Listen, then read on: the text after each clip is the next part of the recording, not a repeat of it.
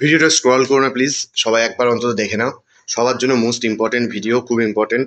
Income tax portal থেকে বা income tax department থেকে একটা বড়সড় আপডেট এসছে, যেটা এবছরই 2025-এর 1 এপ্রিল থেকে লাগু হয়ে গেছে অলরেডি।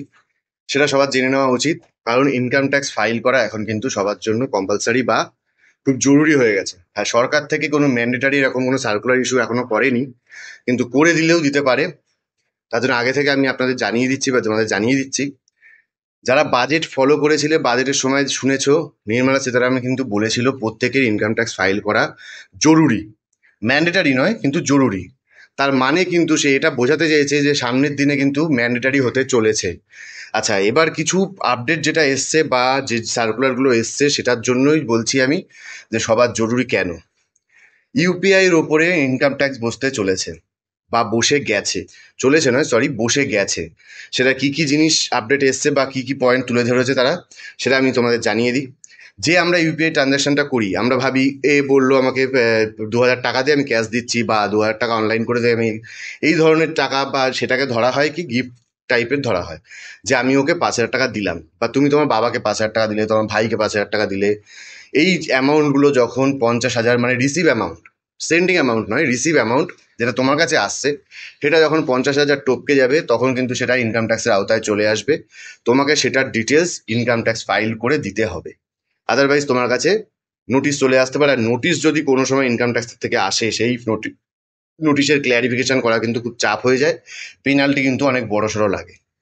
আচ্ছা, নেক্সট কি, নেক্সট আসছে হচ্ছে কি গিফট ভাউচার। গিফট ভাউচার অনেক সময় অনেক এমপ্লয়িজরা দেয়, এমপ্লয়াররা দেয়, বিভিন্ন জায়গা থেকে আসে আমাদের কাছে গিফট ভাউচার। সেইগুলো যখন 50,000 টপকে যাবে, সেটাও কিন্তু ইনকাম ট্যাক্সের আওতায় চলে আসবে। তারপরে রিওয়ার্ড পয়েন্ট বা ক্যাশব্যাক, যে ক্যাশব্যাকগুলো আমরা পাই বা রিওয়ার্ডগুলো পাই, কিছু কিছু সময় ভাউচার পাই, যে এখানকার 200 টাকার ভাউচার, 5,000 টাকার ভাউচার, সেইগুলো যখন 50,000 টপকে যাবে, সেটাও কিন্তু ইনকাম ট্যাক্সের আওতায় চলে আসবে। তার জন্য ইনকাম ট্যাক্স ফাইল করতে হবে।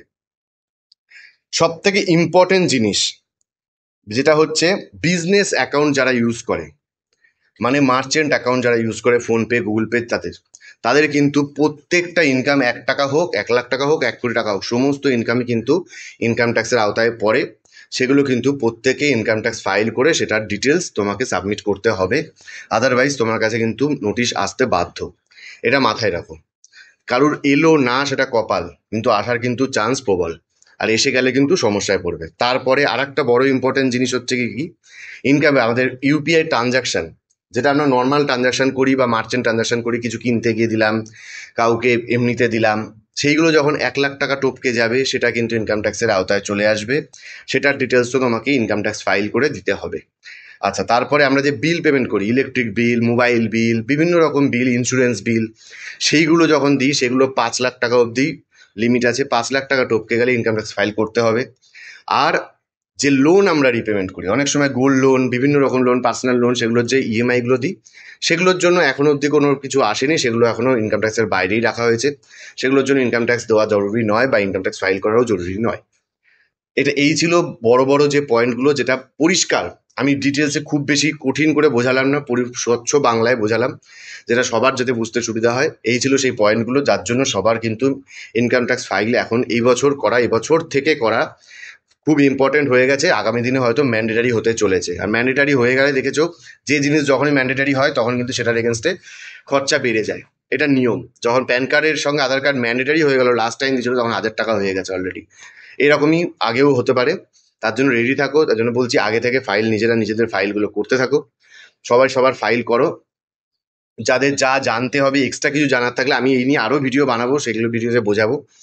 কিন্তু এক্সট্রা কিছু আমার জানার থাকলে আমি নিচে আমার কন্ট্যাক্ট নাম্বার দিয়ে দেবো, সেই কারণে ফোন করে আমার সঙ্গে কথা বলতে পারো। কারোর ফাইল করানোর থাকলে, ভালো কাউকে দিয়ে ফাইল করানোর থাকলে আমাদের সাথে কন্ট্যাক্ট করতে পারো।